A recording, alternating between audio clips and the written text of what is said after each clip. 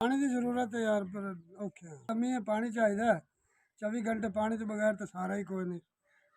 पानी बच्चे स्कूल जाना तो जाया करना, मुड़ा आना इस्तेमाल करना, पानी की खास तौर सानू जरूरत है। पानी का इस्तेमाल कर दे सानू परेशानी खत्म हो जाएगी।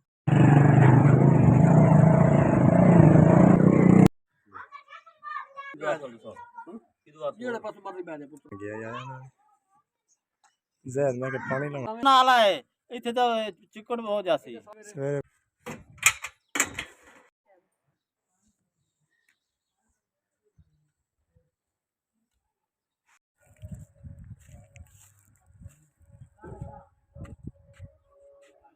पिया तो ठीक है, कार मोटरसाइकिल चाहिए पहले तो बड़े टाइम उस तो डर जाते ਮਜ਼ੀਦ साडा लिया दो लिया सी घेर के फोटो घेरा दबाना घेर के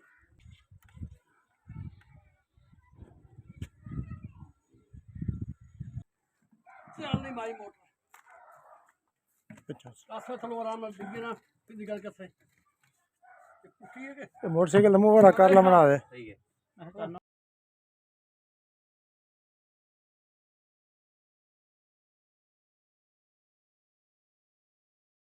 उनकी मुश्किलात को हल फरमा, उनके घर में आसानियाँ पैदा फरमा। या अल्लाह SVS वालों ने इन मासूम बच्चों के लिए, भाइयों के लिए, बच्चों के लिए, बुज़ुर्गों के लिए ये पानी का इंतज़ाम किया करवाया। या अल्लाह उनकी इस खिदमत को कबूल फरमा। या अल्लाह जो लोग SVS के साथ मिलकर जिस तरह का भी तावन कर रहे हैं उनकी तमाम के तमाम तावन को कबूल फरमा।